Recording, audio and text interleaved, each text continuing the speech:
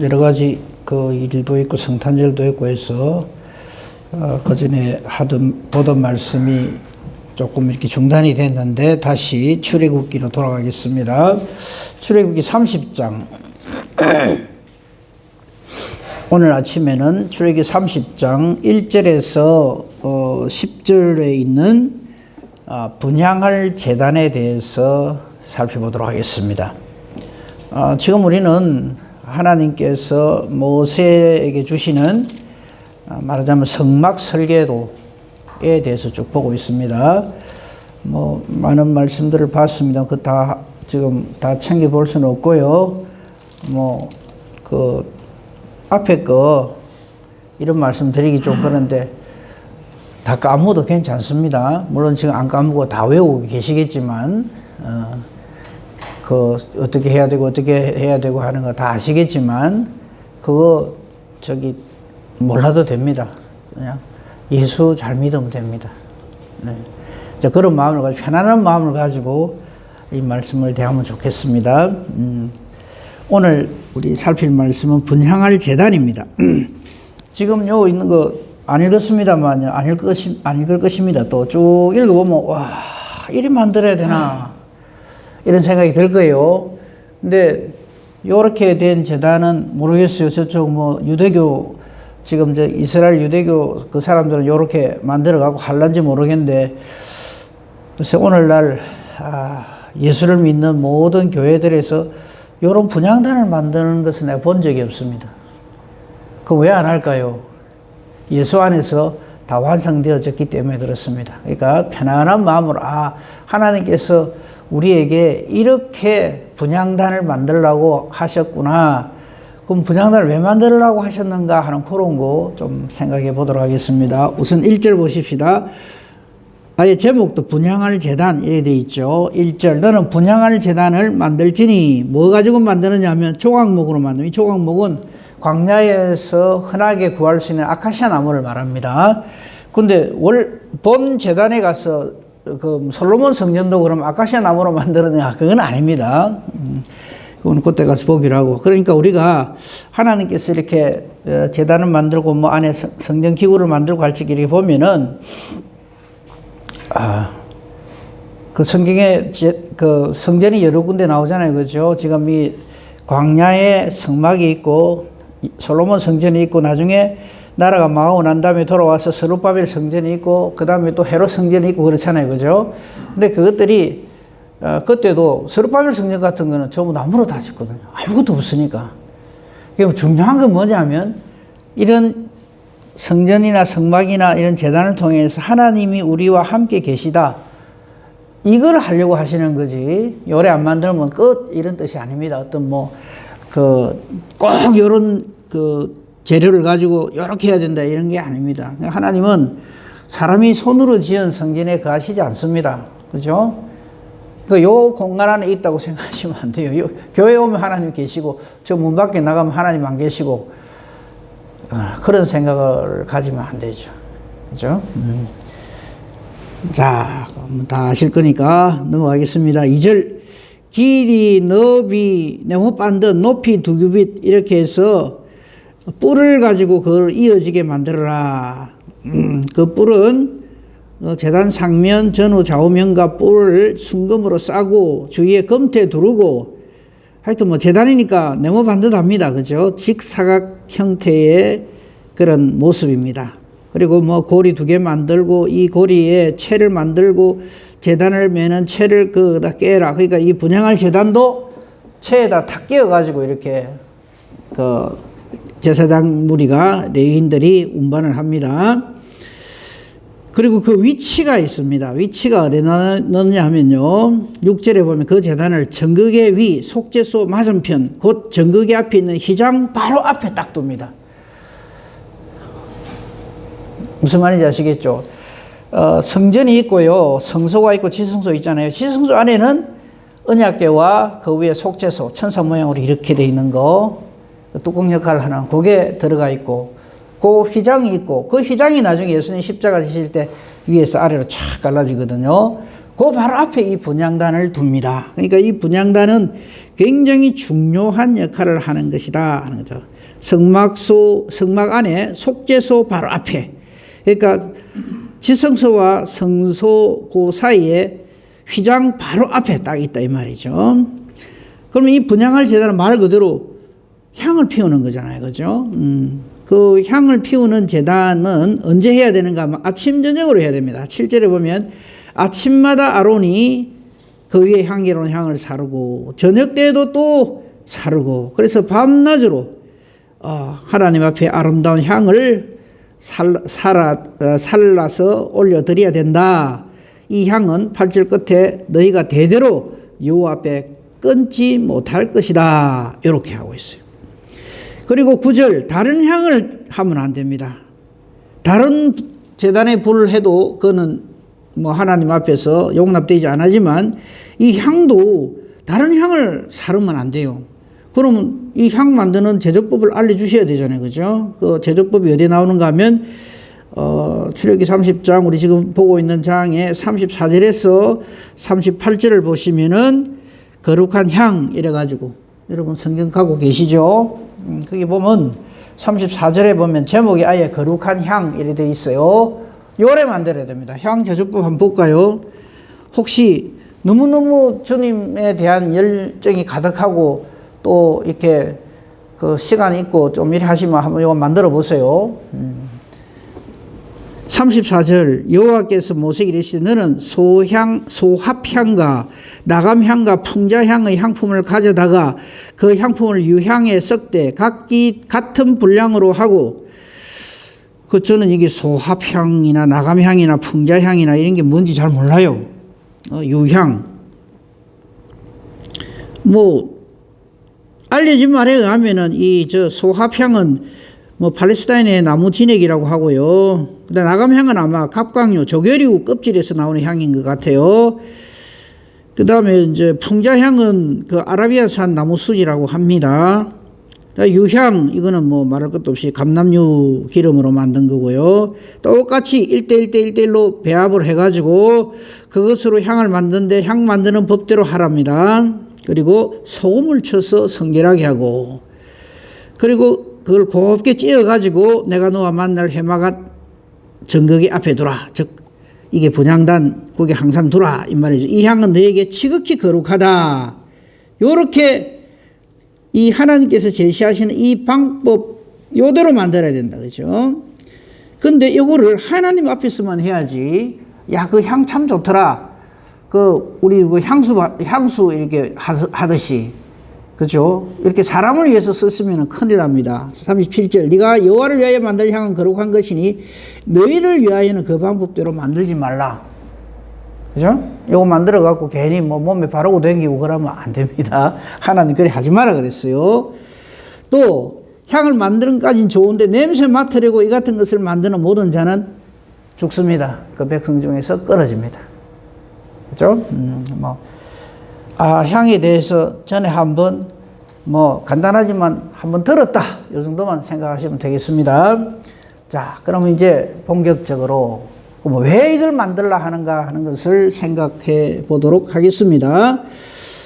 모든 성경은요, 다 연결이 되어 있어요. 특히 모든 구약 성경은 신약 성경에서 완성됩니다. 구약은 일종의 그림자고, 그림자는 뭐가 있어야 생깁니까? 실체가 있어야 생기잖아요. 신약이 그것의 실체가 된다 할 수 있습니다. 우리 몇 번이나 말씀드렸는데 우리가 보고 있는 이 출애굽기는 모세 오경 중에 두 번째 성경입니다. 그렇죠? 모세의 모든 글은 누구를 향해 집중되어져 있습니까? 예수 그리스도. 이건 역시 예수 그리스도의 사역에 집중되어져 있고 그것을 미리 예표하는 것입니다. 그렇죠? 또 이미 알겠습니다만 이 향은 우리 성도들의 기도를 의미합니다. 거기에 대해서 좀 살펴보겠습니다. 우선요, 이 분향하는 이 모습이 신약 성경에 딱 이렇게 연결되어 있는 사건이 하나 있어요. 얼마 전에 우리 살폈는데 한번 보겠습니다. 누가복음 1장 보겠습니다. 누가복음 1장 보시면요, 안 찾으셔도 좋아요. 제가 찾아서 친절하게 말씀드릴게요. 누가복음 1장 신약성경 86페이지 좀 나옵니다. 누가복음 1장 8절 이하에 보면 아마 딱 눈치를 채셨을 거예요. 세례요한의 아버지 사가랴가 순서가 돼가지고 제비를 뽑아갖고 제사장들이요 그냥 몇 명 없이 그냥 뭐 대충 이번엔 뭐 네가 들어가라, 나중에 저녁에 내가 들어갈게, 이거 안 됩니다.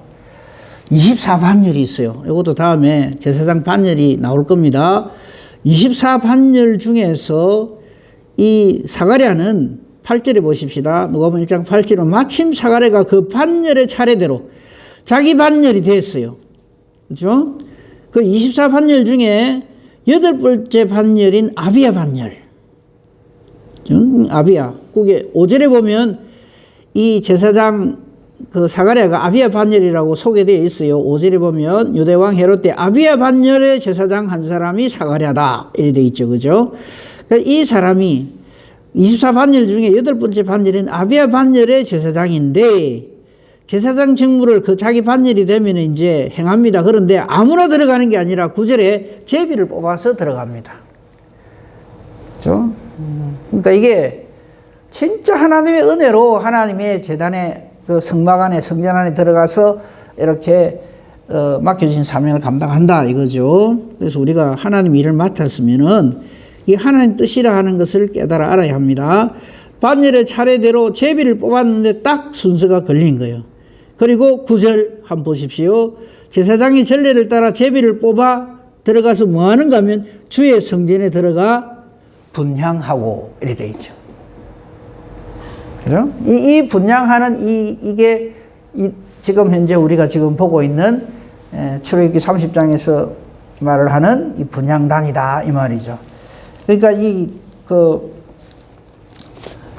분향하는 이거 아침 저녁으로 분향하라는 이 항목이 없으면 제사장은 안 들어가도 돼요.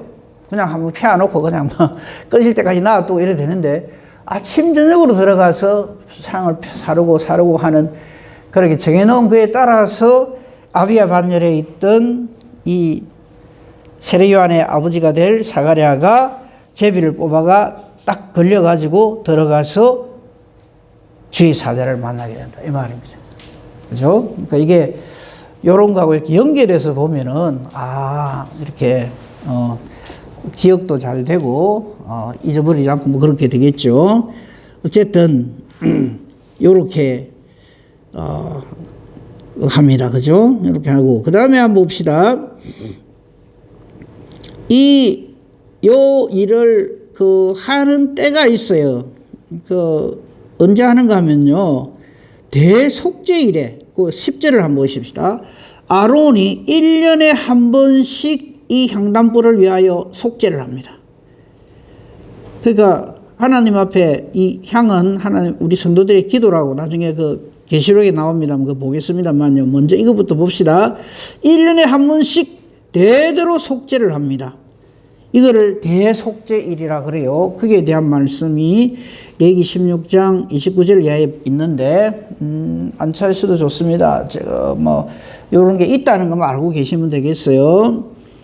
요거는 보시면 좋겠습니다. 레위기 16장 이 레위기 16장 전체가 이 속죄일에 대한 겁니다. 그죠? 169페이지 보시면 레위기 16장 전체가 속죄일인데 그 중에서 쭉 뒤로 넘어가서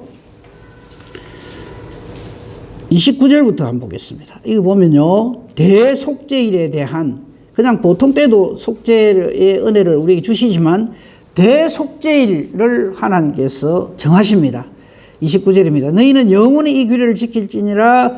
일곱째 달 곧 그 달 10일에 즉 대속죄일에 이 말입니다.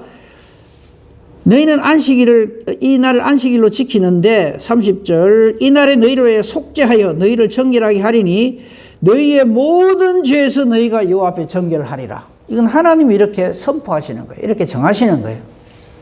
그죠? 그리고 31절에 아마 이 표현은 아마 처음 보실 겁니다. 이 대속죄일, 이 일을 31절에서 뭐라고 표현한가 하면 안식일 중에 안식일 이렇게 표현을 해요. 그렇죠? 안식일 중에 안식일. 이런 표현 보신 적 있습니까?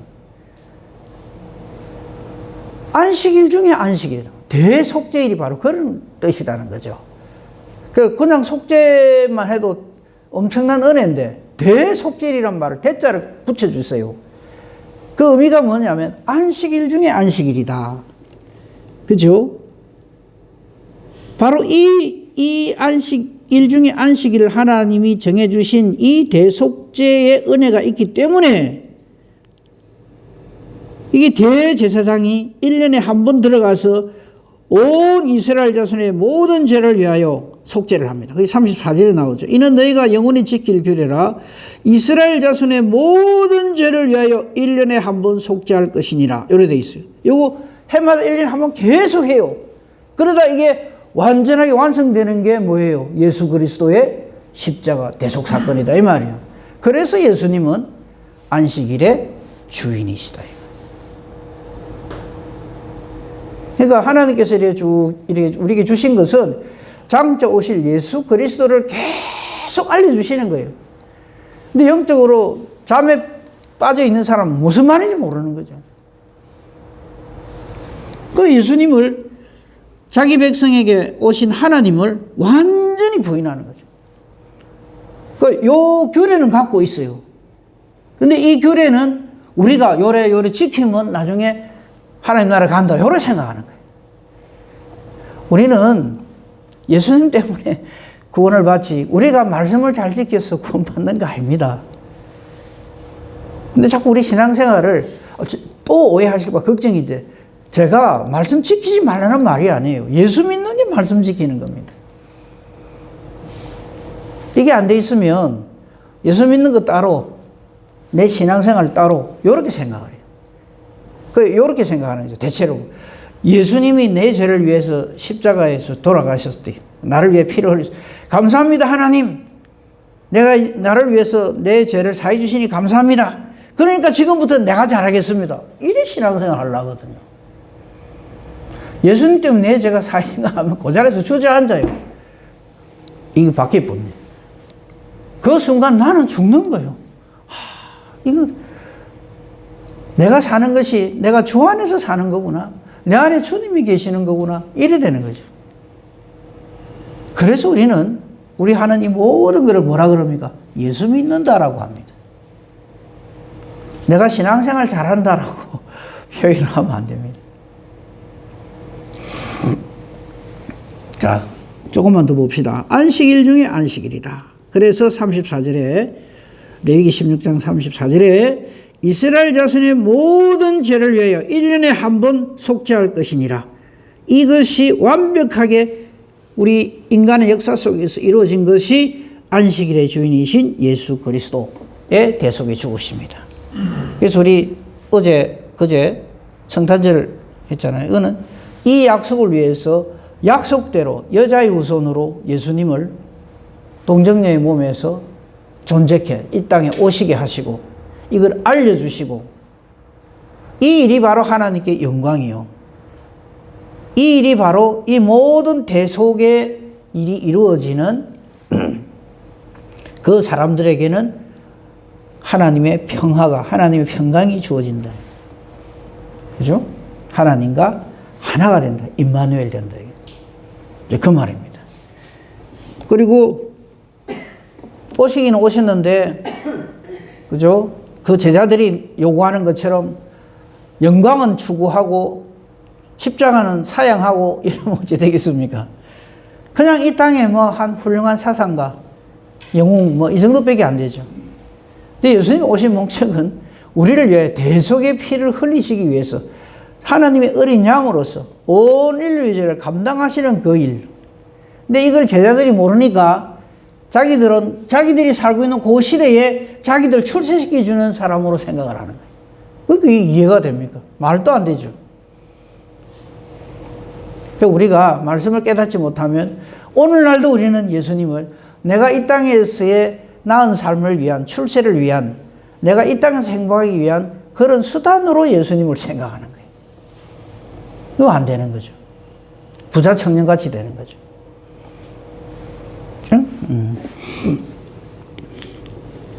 그래서 죽으시는 겁니다. 죽으셨는데 이 엉터리고 우리의 구주가 아니시고 안식일의 주인이 아니시면 부활로 승리 못하죠. 그렇죠? 그 부활로 승리하심으로 이 하나님의 약속이 틀림없음을 보여주시는 거죠.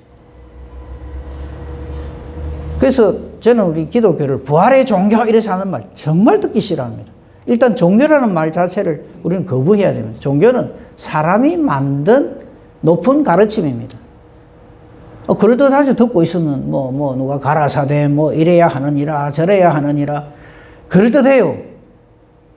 그게 종교입니다.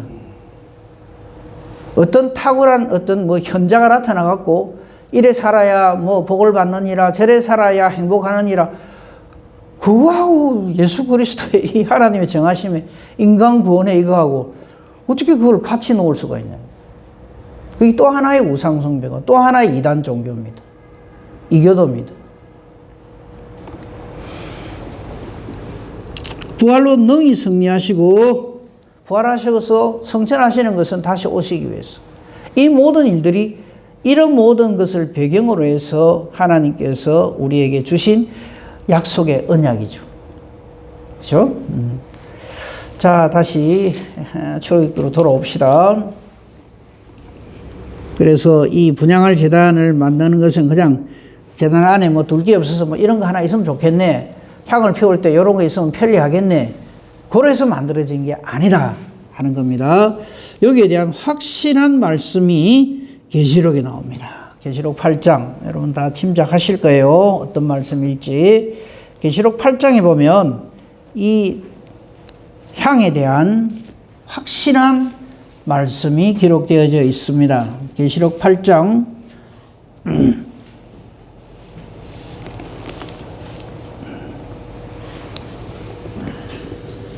1절부터 보십시다. 일곱째인 뗄 때 계시록 8장은 신약 성경 405쪽에 보면 나옵니다. 하늘이 반시간쯤 고요하더니 하나님 앞에 일곱 천사가 일곱 나팔을 딱 받습니다. 그런데 또 다른 한 천사가 와서 자, 여기 나옵니다. 제단 곁에 서서 금향로를 가지고 많은 향을 받았다. 이 향을 피우는 데가 향제단이잖아요. 그죠? 우리가 지금 보고 있는 거. 근데 이걸 가지고 모든 성도의 기도와 합하여서 보좌 앞 금제단에 드리려고 한다. 이 향연이 성도의 기도와 함께 천사의 손으로부터 하나님 앞으로 올라간다. 이래 돼 있어요. 그러니까 이걸 가지고 우리는 전부 이 향을 피우는 것은 그냥 단순한 하나의 의식이 아니고 우리 성도들의 기도와 합하여지는, 그래서 이것을 아예 우리의 기도가 제단의 향불이 되어서 하나님께로 올라간다 이렇게 표현을 하죠. 동의합니다. 그래서 우리의 기도가 이렇게 하나님 앞에 드려지는 제물이다 이 말이에요. 근데 우리가 기도를 어찌 해야 되겠습니까? 그래서 제가 말씀드리잖아요. 우리 기도 한번 쭉 적어보라고. 이걸 하나님 앞에 바친다고 한번 생각해 보세요. 근데 우리의 기도의 제목은 전부 뭐냐면 안 그러시겠지만 내 뺏기 몰라. 남이 어찌 되든지 간에 내가 잘 돼야 돼. 그래서 중보 기도를 거의 안 해요. 어제 우리 목사님이 중보 이런 말 함부로 쓰면 안 된다고 하는데 그 말에도 동의를 합니다. 근데 다른 사람을 위한 그런 기도가 우리에게는 거의 없어요. 교회를 위해서 기도합시다. 성도들을 위해서 기도합시다. 기도할 때가 있긴 있어요. 언제 내가 사고 나가 병원에 입원해 있을 때 그때는 기도를 해줍니다. 근데 보통 때는 거의 안 하죠. 내 기도하기도 바쁜데, 더 정확하게 말하면 내 기도도 잘 안 하는데 이 말이죠. 이게 아침 저녁으로 하나님 앞에 올라가는 게 우리 기도가 돼야 되는데요. 아까 말씀드렸잖아요. 그죠? 그래서 이 기도가 그냥 한번 좀 해보는 거, 내지는 내 컨디션 좀 하고, 좀 안 그러면 할 필요 없고, 대단한 중요한 일이 있을 때 그때는 바짝 엎드리고, 아니면 그만이고, 대학 시험 친다면 그때는 밤이고 낮이고 가서 주시옵소서 이러고, 그 교회도 그래 가르치면 안 됩니다.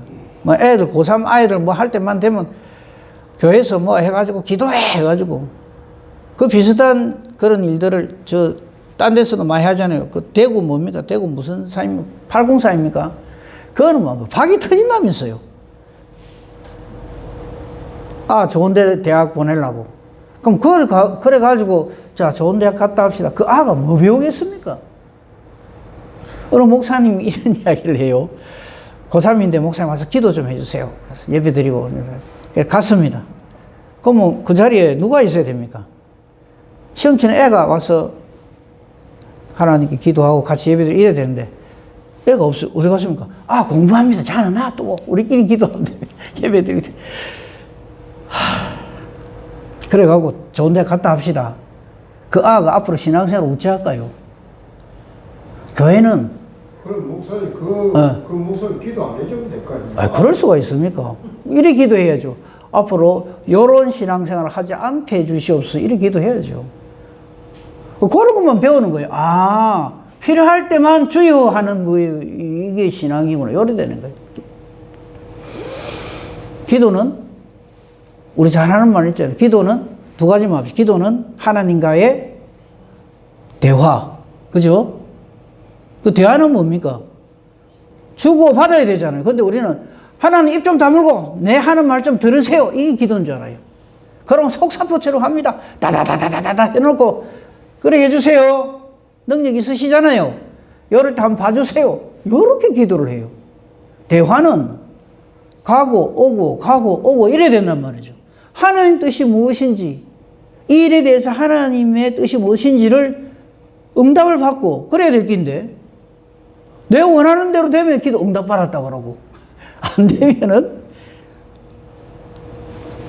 이런 식으로 하면 너 예수 안 믿습니다. 이런 식으로 협박이나 하고 그런단 말이죠. 아니, 제가 보기엔 진짜 그래요. 그러니까 기도가 뭔지를 모르는 거예요. 그냥 알라딘의 마술램프 속에 거인 부르듯이 문지르면 나오는 거. 하나님 도와주세요. 이러면 나와가지고 자, 내 일 요거 딱 도와주시면 이제 들어가세요. 웬만하면 간섭하지 마세요. 내 하고 싶은 대로. 그리고 내 하는 일마다 아주 잘 되게 해주세요. 이렇게 기도를 하거든. 그 기도 하나님 들으실까요? 하나님께 대화합니다. 하나님은 우리에게 이미 모든 것을 완벽한 편지로 우리에게 주셨어요. 그게 말씀입니다. 그죠? 이 안에 다 있어요, 답이. 그래서 말씀 붙들고 기도하자, 이 말이 그 말입니다. 이미 답이 있는데, 그거를 막 디빌려고, 부인하려고 기도를 하는 사람들도 있어요. 그런데 있지만, 그래도 나는 좀 특별하게 해주세요. 이런 식으로. 하나님 말씀은 1.1핵도 변함이 없습니다. 요거 더하는 자, 제가 더해주고, 감하는 자, 하나님 나라에서 잘리 지나갑니다. 명심해야 됩니다. 또 하나 있죠. 기도를 우리가 표현할 때. 하나님과의 대화, 다른 표현이 많이 있습니다만, 대표적인 하나님과의 대화 두 번째는 내 영혼의 호흡입니다. 숨 안 쉬면 죽죠. 기도 안 하면 죽는데, 와, 얼마나 숨을 참는 능력이 탁월한지 기도 안 합니다. 기도 언제 해야 됩니까? 이 말은 숨 언제 쉽니까? 이거 같아요. 덜 기도. 쉬지 말고 기도하란 말이 그 말입니다. 그죠? 무엇을 하든지 기도하면서 해야 돼요. 내 영혼의 호흡이기 때문에. 이게 안 된 사람은 엉뚱한 짓을 합니다. 내 살고 싶은 대로 살다가 일 터지면 그제서야 주여 한단 말이죠. 뭐 어떤 분은 안 하는 것보다 낫지 않습니까? 예, 낫죠. 근데 그렇게 신앙생활 하면 안 되죠. 그래서 이 기도에 대해서 예수님이 하신 말씀을 결론으로 우리가 봐야 되겠죠.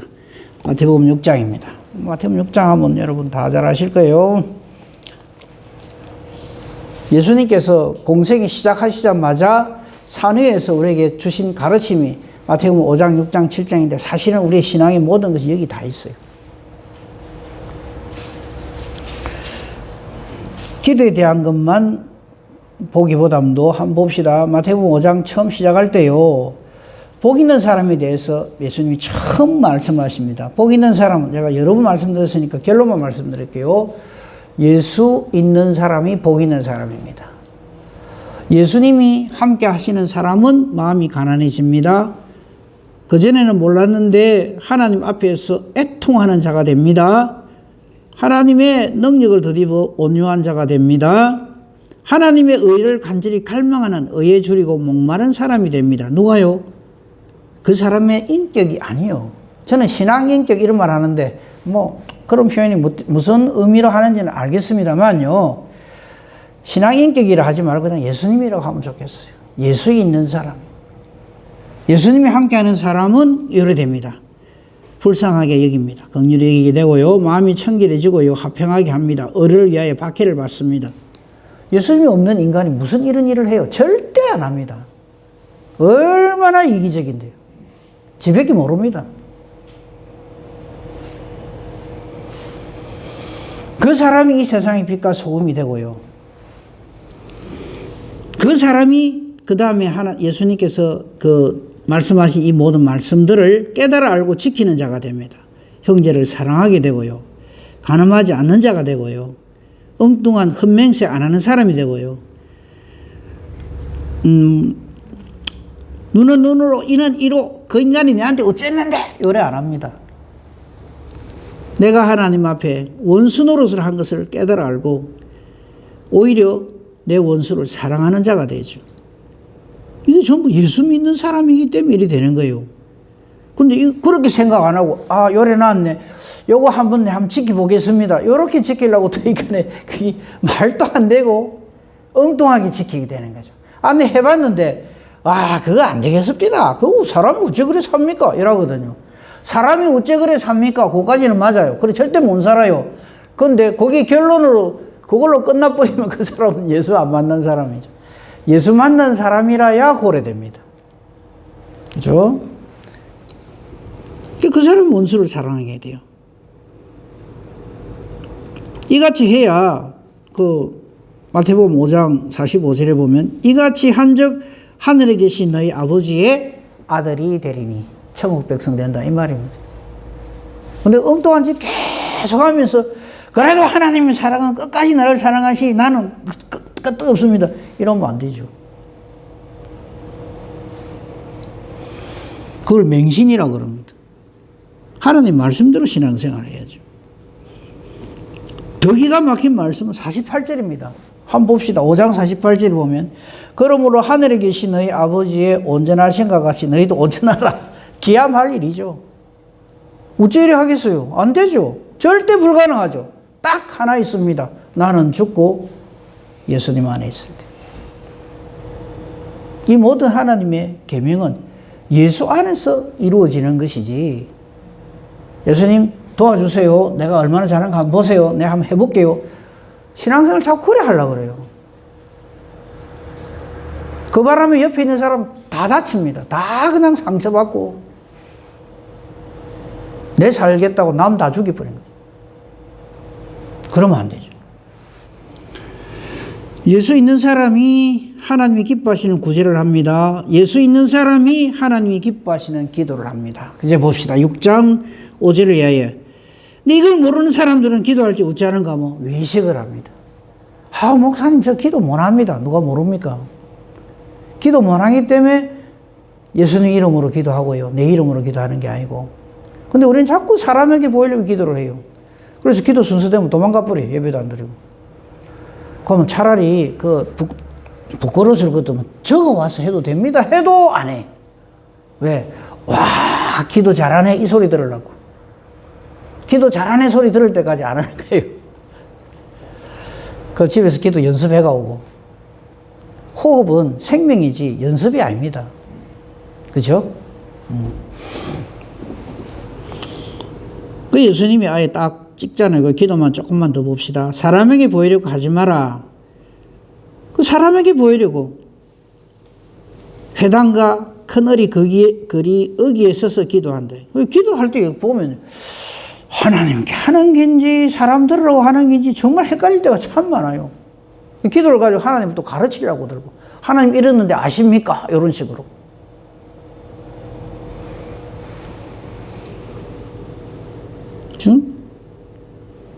이런 기도에 대해서 예수님은 딱 잘라 말합니다. 자기 상을 이미 받았더니 무슨 말입니까? 기도 응답 안 한다 이 말입니다.